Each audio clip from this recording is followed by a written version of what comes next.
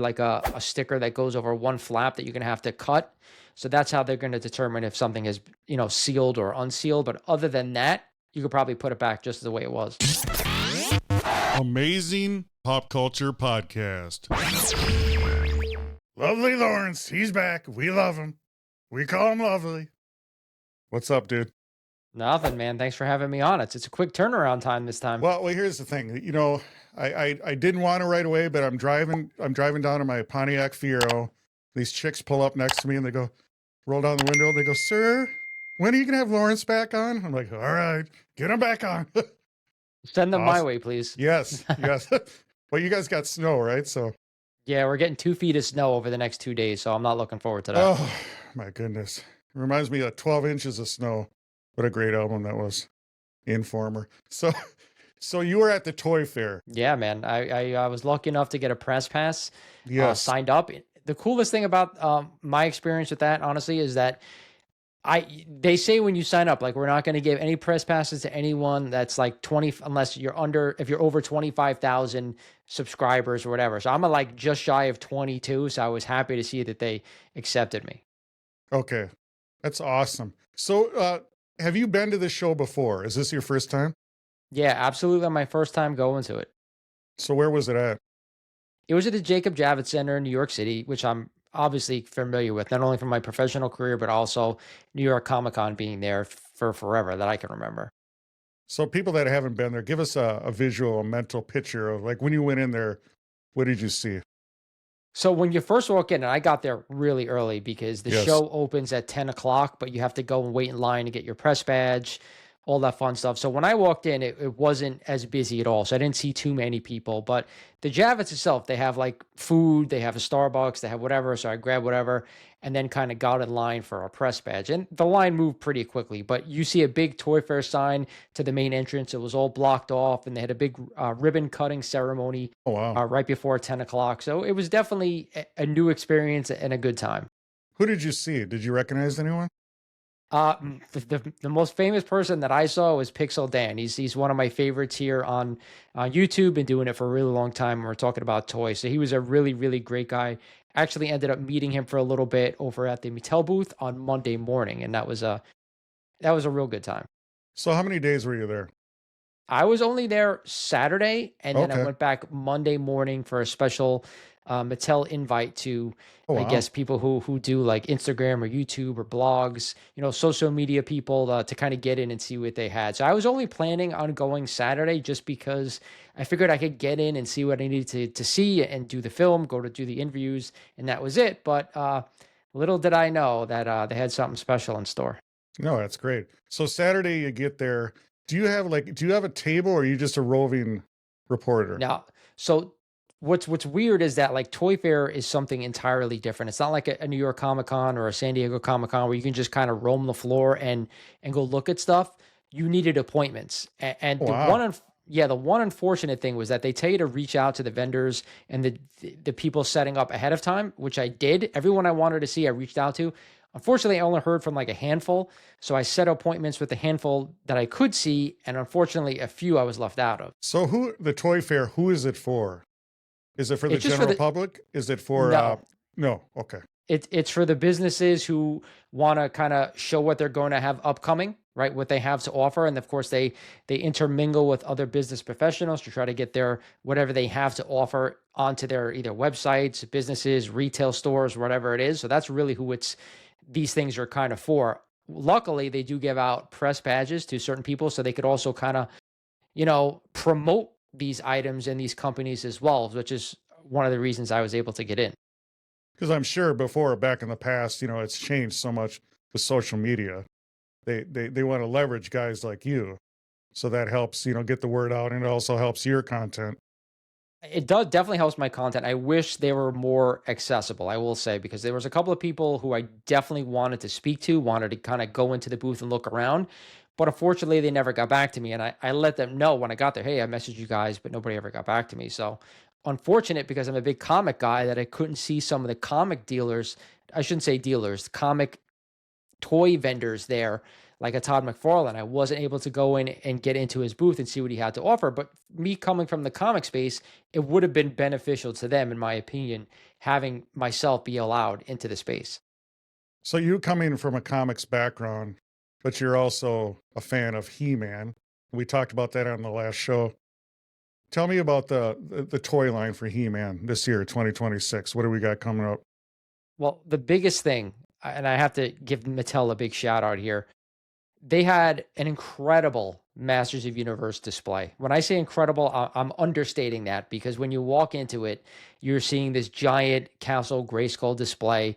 And in front of that, they had 2 life-size statues of He-Man and Skeletor from the movie, which were absolutely incredible. Wow. And then the toys themselves, they had in a little display. And they had a gentleman there who worked for Mattel kind of explaining each individual figure.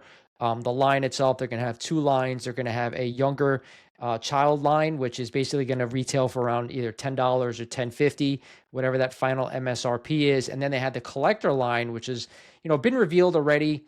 We've seen it out there. I did a couple of videos on the toys themselves. They revealed those. We saw the packaging up close, the figures up close. And I got to tell you, I was really, really impressed with the overall experience from Mattel. That's just Masters Universe. They had a couple other things on display, which we can talk about later, which I was also really happy about.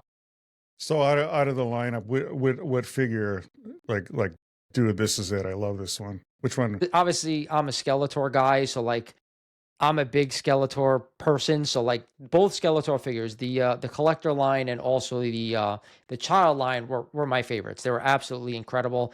They had a trap jaw for the collector line, which is, I feel like every time somebody does a trap jaw figure, it's the best figure in the line, no matter what. So why is that? I just think he's an incredible character. He comes with, detachable pieces. For the movie figure, he looks exactly like traditional Trapjaw and how he should look. So I just feel like everybody always nails that character. So it's just, they had it on display. He was a really, really great figure. But I'm just a huge Skeletor fan. So like, that's always the figure that I flock to. Let me ask you this. What is the difference between, you're saying, like the kids line and the collector line? Like, if the same character, how are they different? Obviously, the biggest thing is the points of articulation. I think they said that the figure line for the children was about 14 points of articulation, as opposed to the collector line is about 30. So obviously, that's a lot more articulation. In fact, the collector line, you can actually see He-Man. He can actually draw his sword, and I've never seen that before in an action figure. A figure can actually pick his arm back, grab the sword, and then bring it out. So that's something we haven't seen. But that's the main thing. Obviously, detail orientation is another one, because the collector figures have a lot of detail to them. I got to say, for a children's figure, they are really detailed. They look absolutely fantastic. It's just the more detail you're going to get in the premium figure. So if you're not posing them, there's still a noticeable difference between them? Yeah, I mean, just obviously the size. I think the collector figure is 6. I want to say they're 6.5 or 5.5. I don't remember. So I think they're 6.5 inches tall. Don't quote me on that, but I don't remember. And the children's line is a little bit smaller. I think it's either 4.5 or 5.5, whatever it is. Now, let me ask you, you're a big toy collector. The toy in the box, that's the way the collectors keep them? Me personally, yeah. I always like on-card collecting, only because if you're collecting vintage, it's a lot more scarce to find those figures on card or in box than you would a loose figure. Like for Master Universe, you could find loose figures anywhere. They're so popular that anytime you go to a toy show somewhere, you could find them. I go to my LCS, they have them as well. Finding them complete is a different story. You won't always find all of these figures complete, but to find them in general loose, it's really easy. So finding them on card, obviously, that's where the investment comes in. Even though I don't really collect figures for investment, I just do it because I enjoy it. So let me ask you, if something has 15 points of articulation, 30 points, but they're both, would you say, on card? So no, the collector one is actually check this out. It's in a box that can actually be displayed. So you could take the figure out, pose them, put them on your shelf, and then actually take the figure back, put them inside the box, and it looks like the box has never been opened. So that's a new thing from Mattel this year. Yeah, that was going to ask you. So you do not lose value if you take the figure out of the box. Well, let's be honest. Yes. Obviously, they have to seal the box somehow. So I'm assuming it's probably like a sticker that goes over one flap that you're going to have to cut. So that's how they're going to determine if something is, sealed or unsealed. But other than that, you could probably put it back just the way it was. Okay. So Mattel, what other big things? What other big things does Mattel have coming? Did you just look at? So let me ask you this: do they have all their toys out there? Do they just have the He-Man? Is He-Man their big push, or did you get a chance to look at other toy lines? So they had a whole bunch of things on display for us to see, which was fantastic. I myself, I stuck to the things that I knew I was going to enjoy, and I know the people who follow my channel are going to want to see. So that included Masters Universe, WWE LJN figures, the old school ones on card they had there, and also some of the new DC line that they acquired. Now, unfortunately, they only had on display the youth line. I believe the collector line is not going to come till 2027. So we'll probably get that, I would think, towards the later end of this year, a sneak peek at that. So those are what I stuck to. They did have other things like for girls and stuff like that, which I really wasn't into. They also had some stuff for Uno. Obviously, the classic card game was there, so they did have something on display. I did not video Uno because I didn't think anybody would want to watch it on my channel. So I'll stuck to those three things: the WWE, the DC, and of course, Masters of the Universe. So what are your thoughts on toys? Because back in the day, toys were for kids, and now it seems like nostalgia. We talked about this before, that the Gen Xers are trying to relive their youth and they're collecting toys again. Do you feel right now, what percentage is Gen Xers collecting toys and actual kids, parents buying them for their kids? And then you got to ask yourself too, are the parents buying the toys for the kids because they remember those toys? What are your thoughts on that? I think it's probably a little bit of both. If you're an adult collector or you remember an IP like Masters Universe, you're probably um, interested just seeing those on the shelf. But also at the same point, I'm sure a younger child, maybe if they're in Target with their parents, see something like, oh, let me get that, let me get that. It really depends on the child. I feel like a lot of kids nowadays, they kind of flock to electronics, more technology than some of the action figures. But I think it really depends on the age. The younger kids, maybe they want an action figure, right? I don't think they would flock to Master Universe, probably flock to something more like a Spiderman or a Batman because they've seen movies or TV shows or whatever the kids are watching these days, right? If they're younger, maybe they're watching something else. I don't know. I'm not really up on that part of it. But I will say that the vintage IP that has come full circle, that nostalgia factor, that does play a role into, parents maybe passing by the toy aisle when they're at a certain store. So have they thought about taking the old toys and making them more interactive? Like some, have a chip in them and you could go online with them? Or are they trying to just keep everything separate, like new electronic toys and then the figures themselves old school? That's a question I don't really have an answer to. I think it really depends on the company, how much they want to push things forward. When I was at Toy Fair, I didn't really see anything crazy like that. I saw some, again, definitely some electronic things, but people trying to push products that I think are really, what's the word I want to use here? They're very they're very secure in one pocket. So it's like you're only attracting a certain type of Niche. person. Yeah. So exactly. Like a lot of the stuff were children's toys. So again, if you're building a children's toy, I saw like a bath time thing for a child taking a bath. So like it was a lot of stuff like that. But there were some other really cool things that I did get to see, which I was not expecting as well.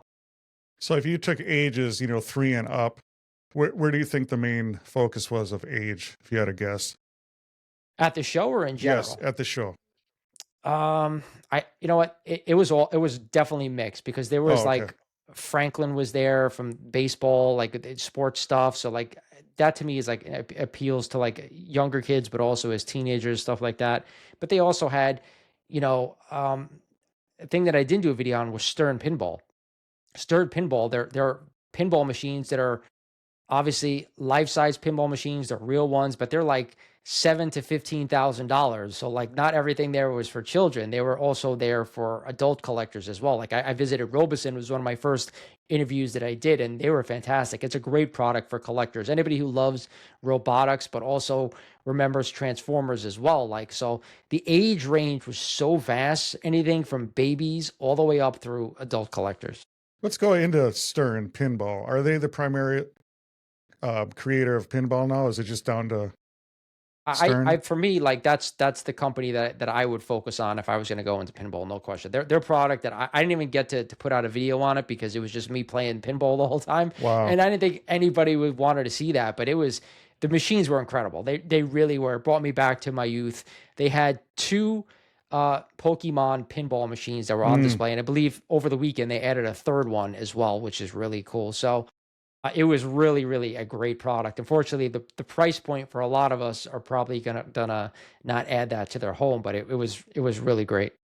So what are we talking about? You said about 15 grand on that Pokemon, or They had like three different models. It was like a okay. base model, a mid model, and then like an ultra model. I don't remember what it was called, but the ultra model was really, really incredible. The base model was incredible too, and I think he told me it was 7 grand just for the base, and there was obviously a couple of differences, but it's still a great pinball machine. They all played amazing.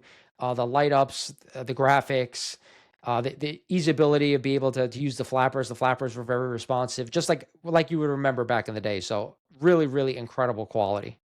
What were the screens like? Do you remember? Were they full color or were Oh they? yeah, They were. everything Wow. was full color, full Wow. light up. Again, Wow. the more bells and whistles obviously went to the premier product, but again, the base model that I saw, and I saw the two. I saw the the total premier model and then the base model. The mid model wasn't there on the day that I was there, but I saw somebody else had some footage of it. So the base was still awesome. It was incredible. I was played it for like a good 20 minutes. It was Wow. first thing in the morning when I went there. So I had the machine to myself. So, and they were great talking to me about it. Like they gave me a lot of information. They went into detail. So it was fun.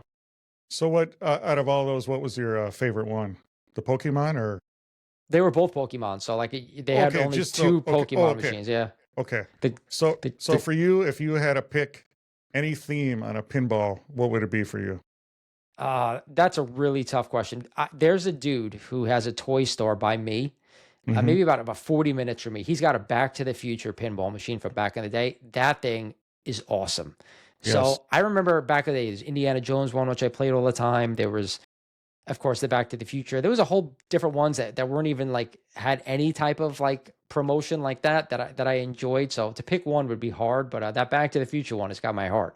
You're quite prophetic because I just added a Back to the Future poster on the set. Did you really? Yes. You'll see That's it. all. Oh Yeah. yeah, I see it a little bit. Yeah, a Yeah. little Yeah. bit. I see Yeah. it. Yeah. It's crazy. Yeah. We're always on the same wavelength. I love it. So you wouldn't want a Spidey one.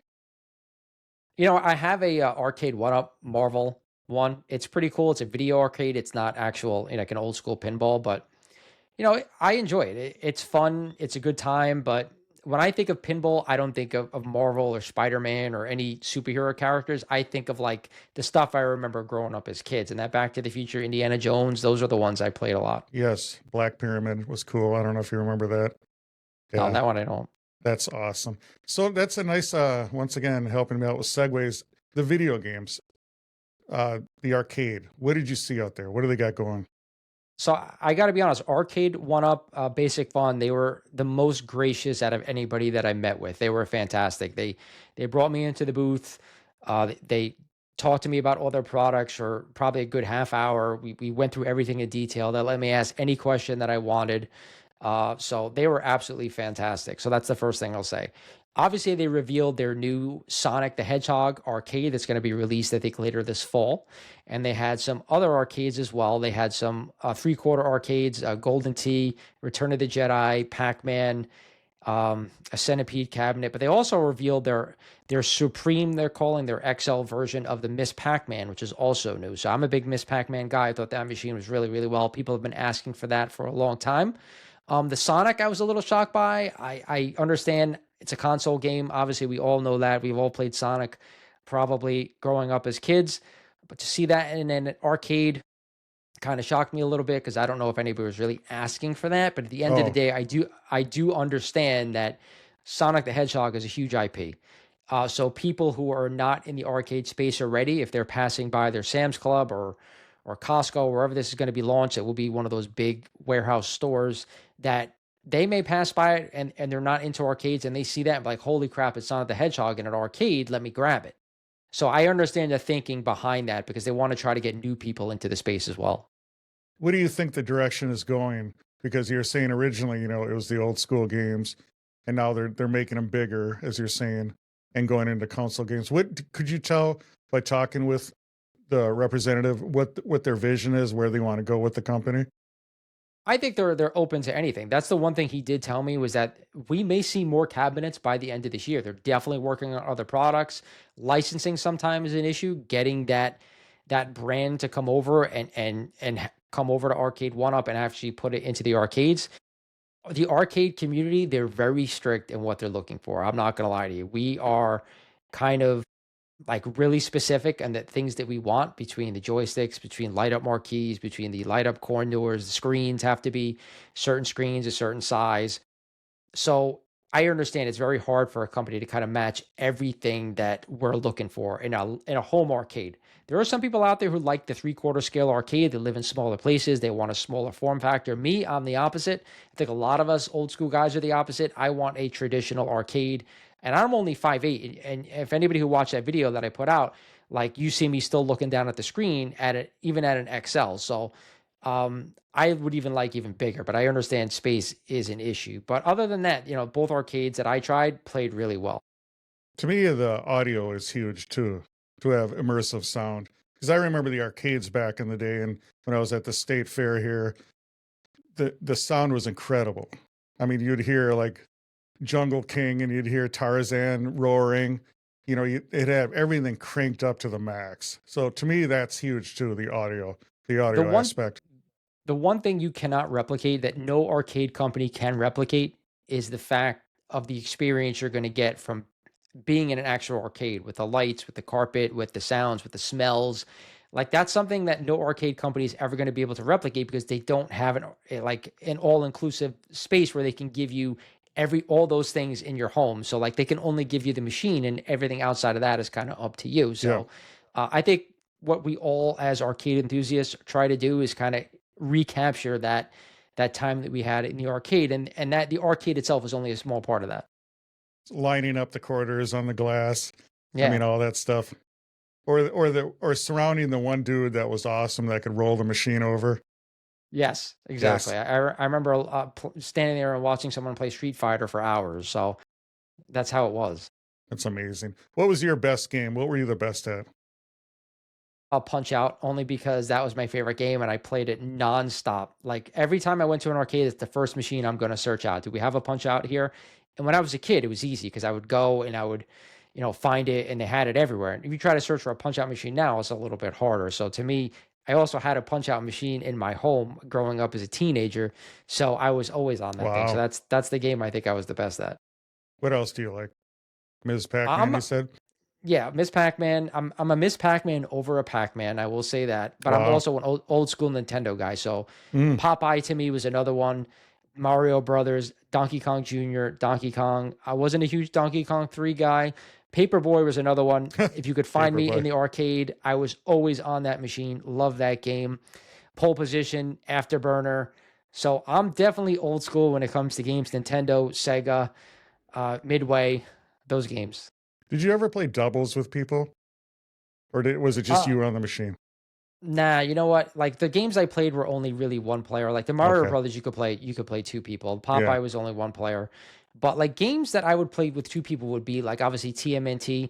As I got older, I played TMNT, Simpsons, X-Men.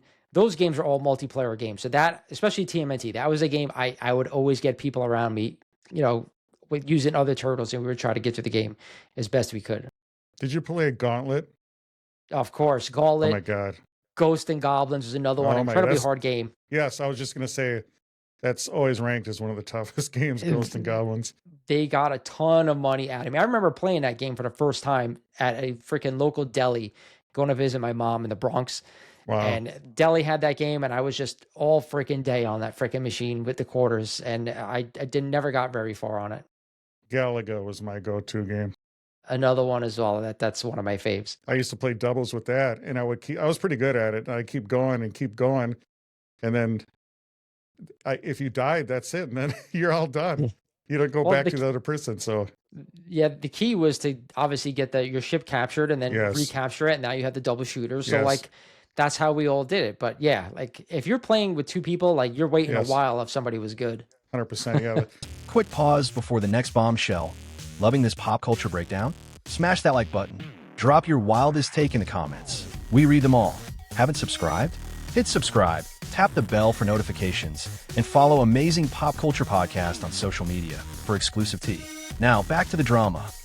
The toy fair, we had the arcades, we had pinball, we had Mattel. What are some other things that you remember that were, hey, this is pretty cool stuff? Well, the Robosen, obviously, the transforming robots, I absolutely love. So seeing them in person was great. Getting to mess around with them a little bit, touch them a little bit, see how they transformed. Obviously speak to them, because when you speak to them, they transform and they do what you ask, which is really cool. The one company that I did visit that I didn't know about, which I was really impressed by, was YOLO Park. YOLO Park is like, they make model kits. So All right. they had a huge line of Transformers model kits for like ridiculously good prices, even die cast. So die cast obviously is a metal, so it has really great feel. And these things were actually really great to the touch. They stood up by themselves. They looked really accurate. And a lot of them, like the pro models, are only like 50, 60 bucks. Okay. So like to buy a really Transformers model, I think they're all around like 8 inches, 7.5, 8 inches. Just your display, if you buy like a statue, you're going to pay, 6 times that, $300. Wow. So like for the price point, I thought they were really fantastic. And you could get them on Amazon and stuff. So that was a company I didn't know about, and I was really impressed by. Outside of that, nothing really stood out outside of the Stern Pinball, which we did talk about. That was crazy. Action figure wise, I wanted to go into McFarlane booth. They wouldn't let me in because they couldn't get an appointment. I did see Super 7. Super 7 was another one I was really impressed with. If you're a vintage collector, they have some reissued figures for obviously TMNT. They had some Back to the Future figures. They had a Thundercats line, which was really awesome. They've been putting out Thundercats figures if you like vintage 80s cartoons. They had some Sesame Street figures, which I thought were really awesome as well. So Super 7, I didn't have enough footage to put an actual video together, but their booth was really, really cool. And they were also very gracious enough to kind of let me in and kind of film everything they had without having an appointment as well. So back to the Transformers. Who is your go-to Transformer? I'm a Soundwave guy, no question. So the cool thing about YOLO Park, they had a Soundwave that came with a Ravage, which is really cool. So like for 60 bucks to get both of those, I thought was really awesome. And they were really high quality. So definitely a Soundwave guy. I did like old school Megatron, but I only like the Megatron version of like the shiny metal. Yes. If I'm going to buy like obviously I'm going to buy the G1 Transformer. That's what he was. He was like a shiny gunmetal, but also the YOLO Park Pro ones were like that die cast shiny. That's what stood out to me, that figure along with the Soundwave. So like, yeah, if I'm going to pick two, it's those two. Of course, Optimus Prime is also one of my main guys, but I was a huge Soundwave fan just because I thought it was an incredible character to have a cassette who could launch cassettes and they all turn into different things. So I was always infatuated with that character. No, that is cool. So with your collection at home and your display, how often do you rotate? So it's funny, I don't really rotate things anymore. I got rid of a lot of stuff so I can focus on the things that I kind of want to keep. So what I do is when I sell certain things, I'll kind of replace stuff in my cabinets with something else. So like right now in my one cabinet, it's basically just a Transformers display. So I have a G1 Optimus Prime that's near complete. I have 3 cassettes now. I have Frenzy, Rumble, and of course Laserbeak. Still have to add Ravage. I'm looking at that one. I have a Jazz in there. So like I'm constantly, I don't want to say constantly switching stuff out, but when I end up selling something or move on from something else, I'll replace it with something else that I have infinity for. That's cool. So do you have like a main focus point in your display? Like you build off of this, like a main point of... Nah, not really. I have like compartments. So like my one compartment is He-Man. My one compartment, as you can see over my shoulder here, is a first print Wizard of Oz edition book that was published in, I think, 1896. Like that's in a case. I have a Transformers section. I have a Garbage Pail Kids section. I have a section which you guys can't see on the side with some statues and a few comics. Like I have a Batman statue. I have a Venom Spider-Man statue. I have a Superman statue with my Superman 1 next to it. And then I have a compartment with a couple of big comics as well. So is Iron Man ripping off Tin Man? Because they both have a suit of armor. They both have heart problems. You know what? That's I never realized that. That's a good point. Yes, but yeah. I never drew the correlation from those two. No, but yes, I'm a big Wizard of Oz guy. Like my family was like really into that growing up. So to own that book, I thought was really cool. Who's your favorite character then? I don't really have a favorite Oh, really? character. It was just such a great movie with the music, the characters, the Yes. story. It was just something that I always loved growing up. Yeah, I loved it too. Tin Man was cool. I love the way he talked. I was in the forest chopping wood and it started to rain. All right. And they ripped my arms off. Yeah, and I loved as a kid, you didn't realize it, but the Scarecrow was really smart. He figured out to chop the thing so the chandelier would fall on those guys, and the Tin Man and the heart and the Lion was courageous. Like it's just a great story. I love that. Yeah, it's iconic, and that's what I could say. So to find a first print of that book was crazy. So I'm like, I had to jump in. I actually traded a huge book that I had just to Wow. pick this up. So that I think that's where collecting goes. I had this conversation last night. I know you were on the stream for a little bit about that's what it is. Like collecting has become a lot of nostalgia to a certain extent. So that's really my focus right now. Yeah, and I've talked about this before too. If do you think nostalgia is going to keep going with kids? Because I was arguing everything's moving so quickly, Yeah. and the parents are trying to hold on to it. I see it, I see it with my friends, and they go, well, "My kids like this," and I go, "Do they, or are you just kind of shoving it down their throats?" So we'll It's see. hard to say because you know what? As we get older, we may not be around for what they go back to. So it's hard to say what they're going to be into when they get older. So comic books. Where are you at collecting comic books? I don't want to say that I'm done, but I don't know where else I can go. Like when I got back into collecting in 2017, I picked up a lot of books, like a lot of smaller first appearances, a lot of bigger first appearances, and I made my way through. So like, I think as a collector, at least this is how I went. I went from smaller keys to bigger keys. So I'll go like anything bronze, silver, over to big silver. And then at a certain point, you realize that you can kind of sell some of those Silver Age books or trade some of those Silver Age books for a bigger Golden Age key. And that's what I did as well.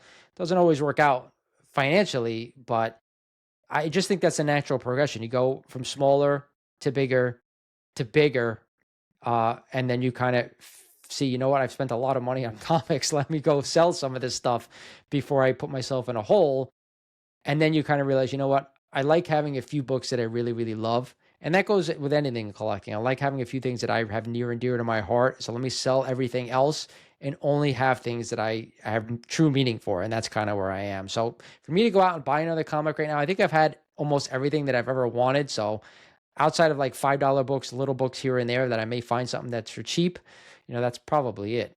Yeah, it's weird when you chase things and then you get it. You know, It's not that go ahead. I was gonna say it's not like you don't like it or you don't love it still. It's just like you realize, you know what, do I want to be this heavily invested in a collectible? At least that's was my mindset. Like I realized how much I had invested in comics, and I'm like, you know what, this is probably too much. Let me scale it back and get some money back, and that's what I did. Because I know when I watch you, you're all about money and you want to get things for a good price. And You there's have to. I think. well, what I'm going to say is also there's people that have a megaton of disposable income and they don't care. They want it. Like some dude overseas. I want Action Comics. I'm going to spend whatever it is. Versus, so that's what's kind of weird. Agreed. I mean, you got to be responsible, and some people aren't. Some people don't care because they have an incredible amount of disposable income. I don't. Unfortunately, I wish I did. Yeah, I mean, you want to be able to collect. You want to be able to have things that you remember, you have an affinity for, but at the same time, like your fiscal responsibility has to be your number one priority, right? I got a wife, I got a kid, so they have to be taken care of first. Is it for you? Is it the thrill of the hunt or the actual game? It's Getting the funny. game. Before it was just a mixture of I haven't seen this before. Wow, is it possible for me to own it? Yes, so that's why I did it. As you move along in your collecting journey, it kind of becomes, do I need this? Do I need to spend that money? So it's never like the thrill of the hunt. I don't Okay. really go out looking for hunting for stuff right now. I go to see like if I'm going to be able to see something that I haven't seen before. Am I going to go out and see something that I haven't seen since I was a kid? So that's the thrill that's coming to me now is like I want to see something that's really scarce or that I forgot about that I had as a kid. Well, the other thing is now everything is instantaneous. Back in the day, you'd have to go dig through bins and at old comic book stores. And now everything's online. You can grab anything you want. So Exactly. that's a whole different thing too. I always say, like, the innovation of Instagram, live sales, even eBay to an extent, it puts everything in arm's reach. And the fact that you're able to see everything every night. So you can go on any live stream on anywhere and see a comic when I was a kid, I rarely saw it, and now I see it every day. So that kind of ruins the fun a little bit for me it. But that goes along to Whatnot. You go on a Whatnot stream, you can look for toys, you look for sneakers, you can look for anything. So it's everything's in your face. So the fun is a little bit diminished, in my opinion. And the other thing I got to ask you about is, the original artwork. Everyone seems to be doing that. It's like they've achieved everything, and now they want to get original comic book artwork. What are your thoughts on that? I don't think it's wrong. I think at a certain point, people realize that comics aren't scarce. Like there's value because people love the characters, and there's the first time that somebody appears in a book, or a really iconic storyline or a classic cover. But to have a true experience and have something that's one of one is a feeling that I think most collectors want to get to. So that's why I think the natural progression goes that route. I've said this before with original art. I love it. I have some original art behind me. I don't want to go too far into it because, one, it's extremely expensive, but also the resale value, the value may be there, but in order to sell that specific piece, you have to find the right buyer. So you may be holding on to that for a really long time. And if you really, really need the money for something, you may take a big loss on it. I don't dip my toe too far into the original art game just for that aspect, but I would like something that is personal to me. That's why I have the pieces I have. What's funny about original art too is, like something Romita or something is so astronomically expensive, people are buying this lower tier stuff, and it's nothing they would want in the comic, but they have it as original artwork, and I find that's funny too. You're right. It's funny because I always tell the story, like 4 or 5 years ago, I was at New York Comic Con and I saw Amazing Spider-Man number 55, that iconic Doc Ock Romita cover. We talked about it the last time we were on the podcast.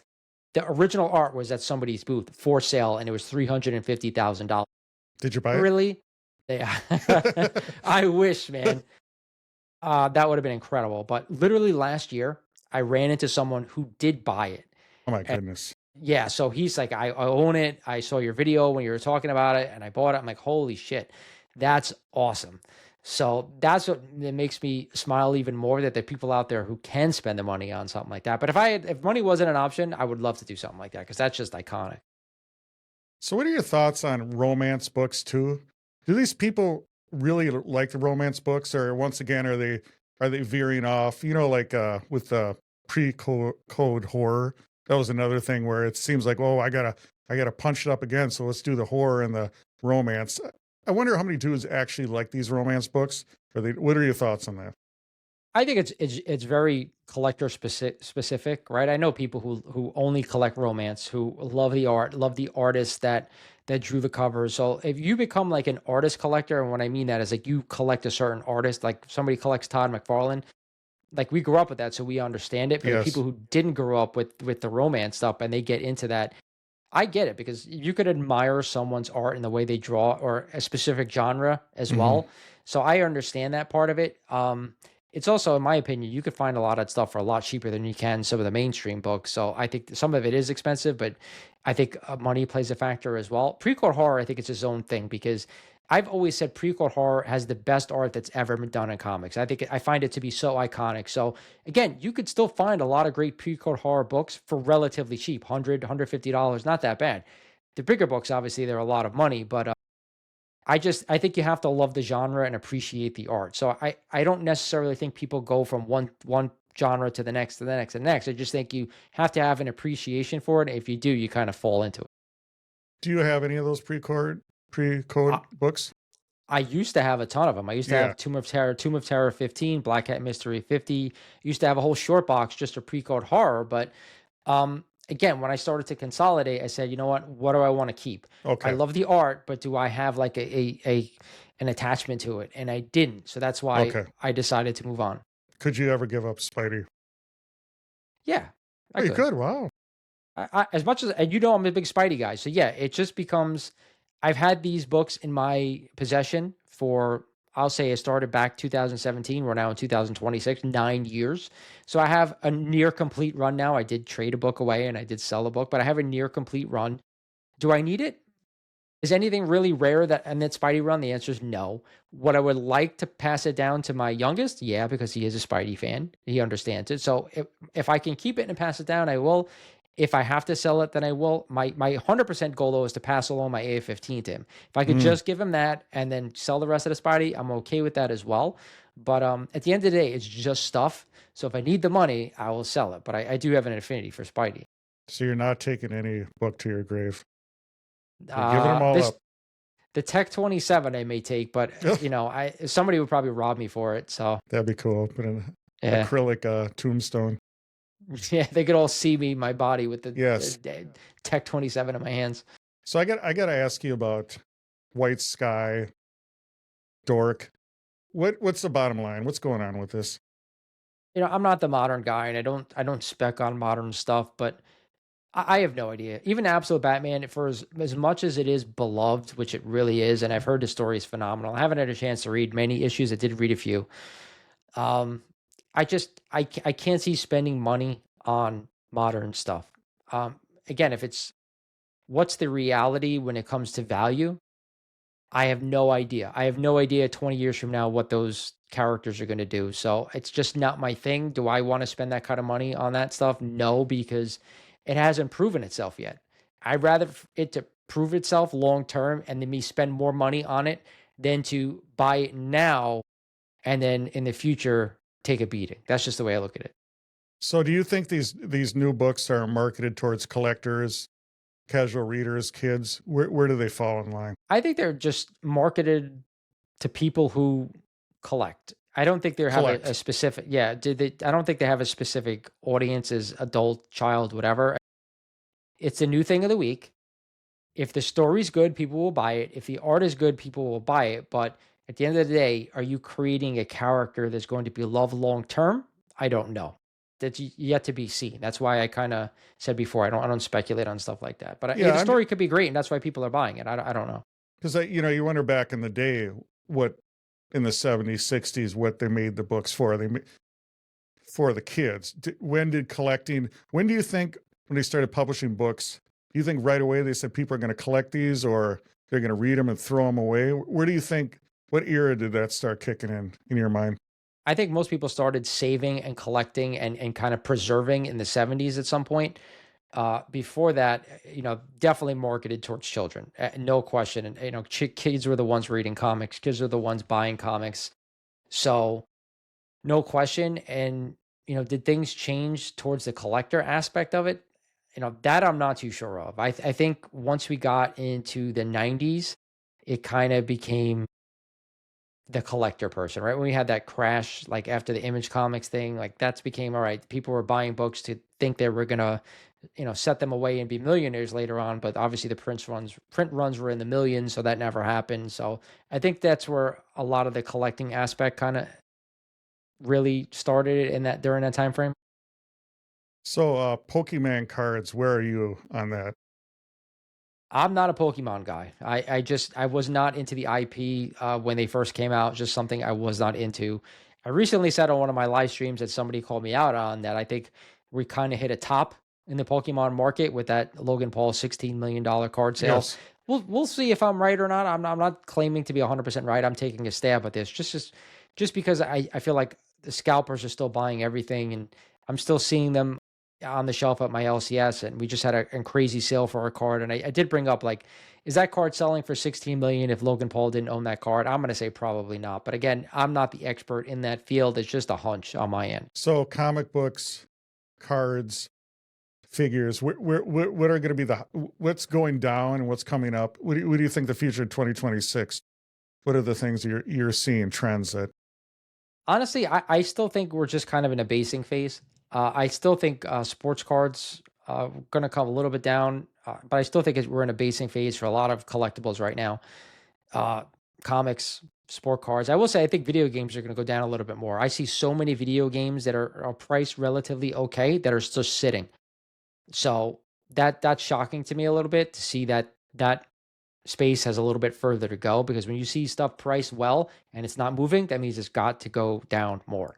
So action figures is a tough one to say, because I'm noticing that graded figures are sitting right now. So if you got a figure that's graded on card, that it's sitting a little bit, I think those are really overpriced. I know they cost a lot to grade. So I myself, and this is just me, I prefer buying a carded figure that has not been graded, because I don't want to spend the money just to pay for the grade.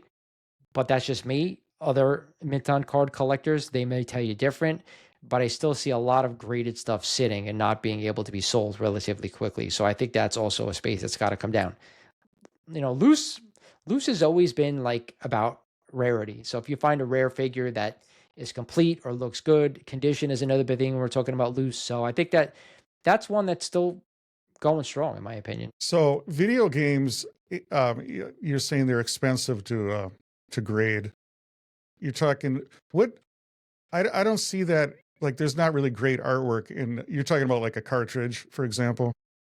I'm not just cartridge, but like complete in box, sealed, stuff sure. like that. The cartridge stuff, somebody who just grades a cartridge, unless it's rare, is just wild. It's weird to me. I don't know. Why would you grade a cartridge if it's not like a super rare cartridge? So like, I guess I meant the complete package.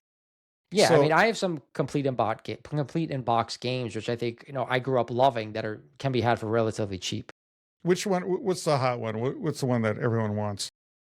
I don't know about a hot one, but I think if you're an NES guy, you want some of the classics like Super Mario Brothers. But there's different like seals, there's different hang tabs that you got to be aware of, which is weird to me. Like, I did submit a couple of ones for gradings when I first got into it, and the cartridge didn't match the box. So like, there's different screws on the certain cartridges, so it didn't match. It came back a green label. So that stuff I didn't know.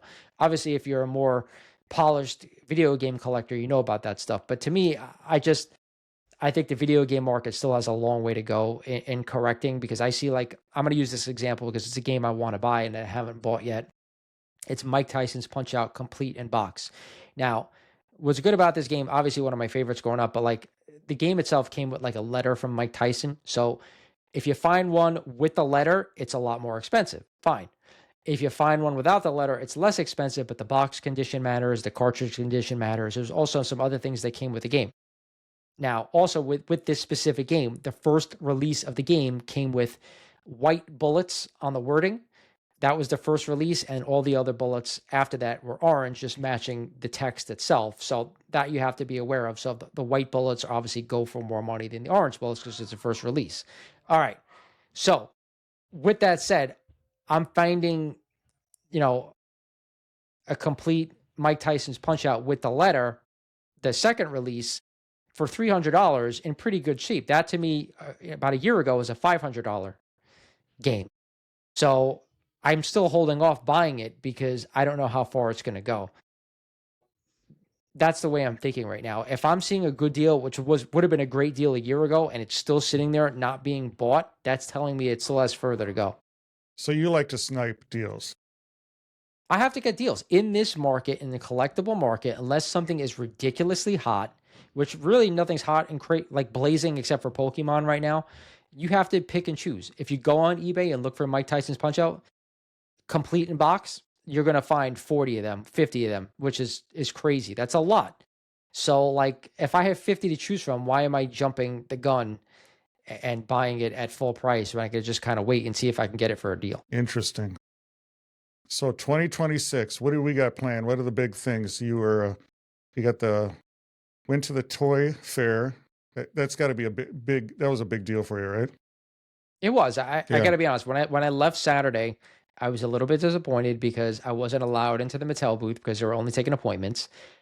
Again, same thing. Todd McFarlane's booth, Hasbro wouldn't let me in either because they never got back to me when I tried to set an appointment. So I left a little bit disappointed, but then I got an email from Mattel saying they'd like me to come in on Monday morning. They had a big breakfast, and that really saved my trip because that experience that I had Monday morning was incredible.